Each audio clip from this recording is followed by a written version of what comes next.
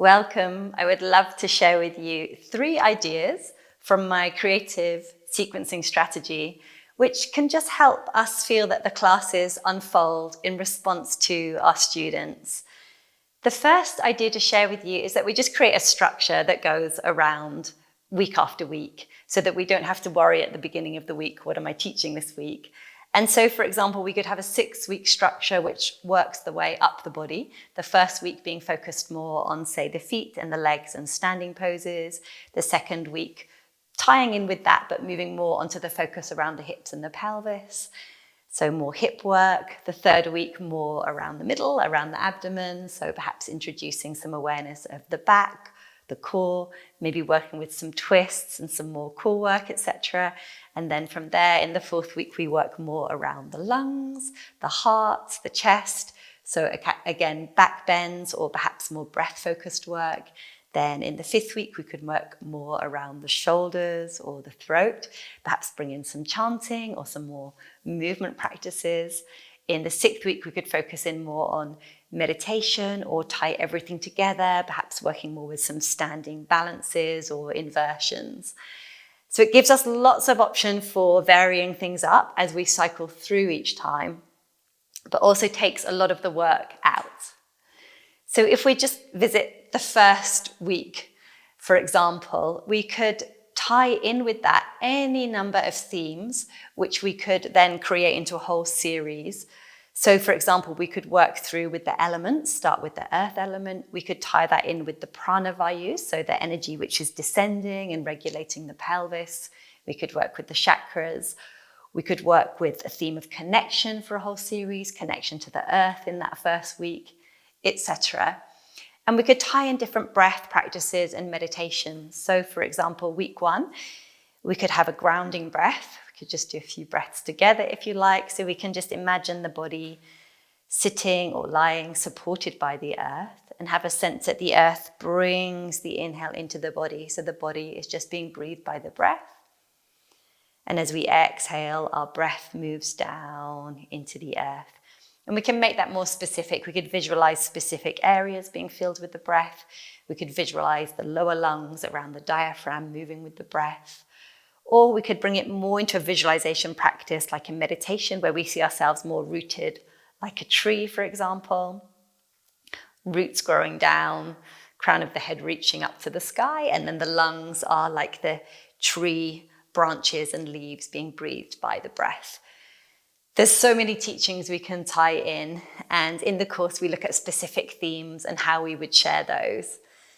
So then the second main point, moving on from this idea of the sequence that cycles through, is to create a whole movement map.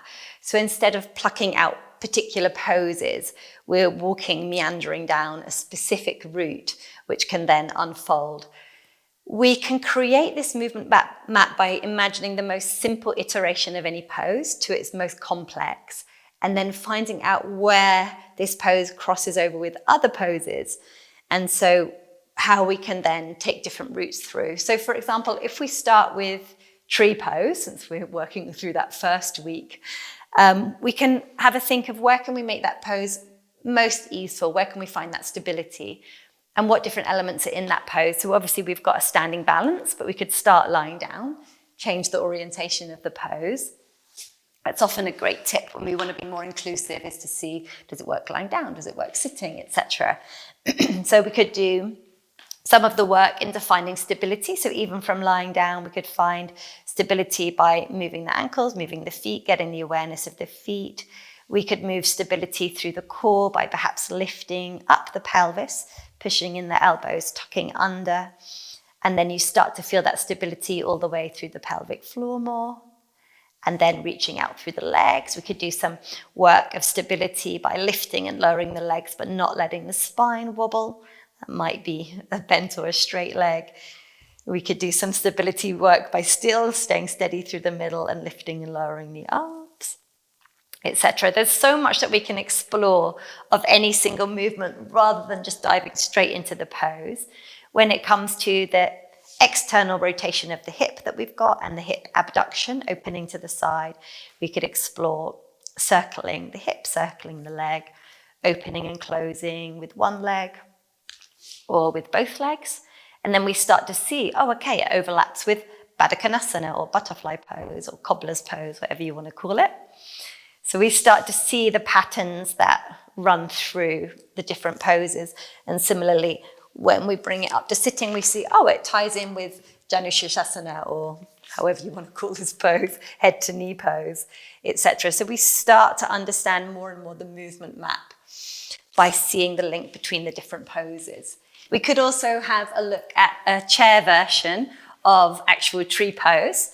And we can also just have a think of what's every movement that's in that pose. So as we looked at from lying, there's a bit of stability, there's a bit of ankle flexion or standing, that stability there. And then there's the balance challenge. So if we did want to include chair practices, we could look at the same things. How much are we going to give that hip to open? Is it going to be here or here or here or here, more active for the hip? And could we balance challenge a brick on our head? I always think I've got a really pointy head, which is why this is basically not working. So you can kind of just have a play with like, how is that, balance challenge going to come in? And obviously if you were working with people with less core stability, that would already be a challenge there.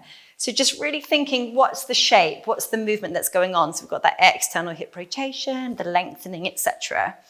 When it comes to standing position, again, just think, what's the most simple version I could give someone so they could be, really steady? Would they be at the wall? Would that help them feel more even? And then we can also think in terms of active and passive versions. So we could take the leg open and up without catching with the foot. And then once we're here, we could say, it's going to get more challenging if we close the eyes. It's going to get more challenging if we take the arms higher. It's going to get more challenging if we go up onto tiptoes. So just really playing with every little version and variation that you can think of until you get a map of more simple to more complex. We could add in different hip movements. So we've got the abduction, taking the leg open, but we could also add in internal rotation, kicking it up and out. And we could add in moving towards pigeon.